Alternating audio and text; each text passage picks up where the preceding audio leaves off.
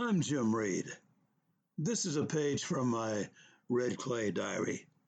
It's all about life, actually.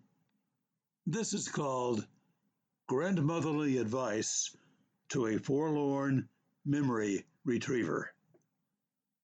Be a good boy. Always do the right thing. Do not waver from the true path. This is the kind of advice my grandmother gladly and generously dispensed whenever I would listen. It was good advice, common sense advice, Grand Vizier level advice.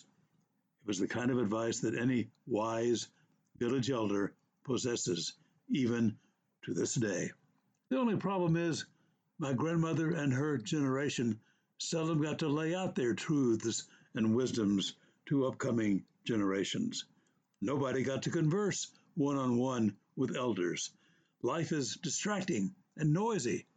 Distractions and noise gain much more attention than quietly spoken tutorials about love and generosity and behavior and kindness. My grandmother was venerated.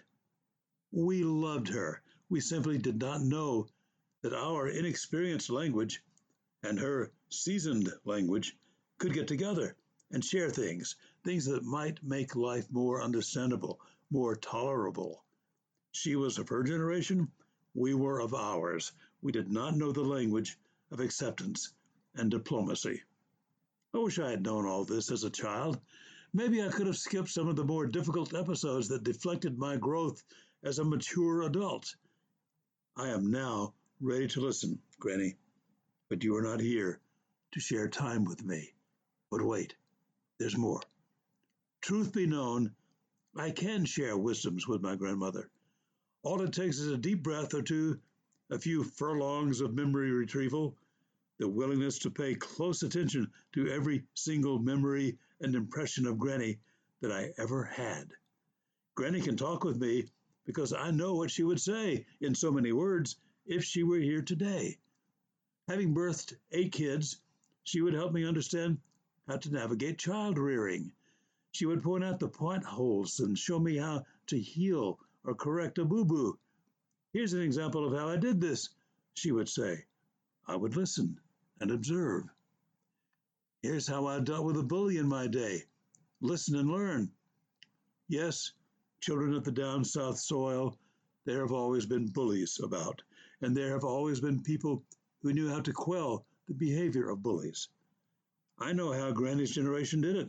I just had not realized that she, being of that generation, knew the knowable, the things more people of solid upbringing learn from experience, learn from observing their own elders. To spank or not to spank, Granny knew what grannies know, that setting solid and loving boundaries and enforcing them get you through hard moments. No spanking necessary. Got it? You can list your own wisdoms and observations, things that your elders have outlined and demonstrated to you silently. No one-on-one deep chats needed. Go back and examine your memories. Pay attention to lessons that were clearly on display, lessons you and I ignored at the time because we thought we knew better. Now, at our present age, we at last know that we did not know what we needed to know. Our wild, inexperienced ideas and notions were simply that. We guessed at things based on gut and fear and unfiltered reaction, but we did not yet have experience on our side. We now know that we never did know everything we needed to know. We now know that in order to know that which is worth knowing, we actually need to admit we don't know.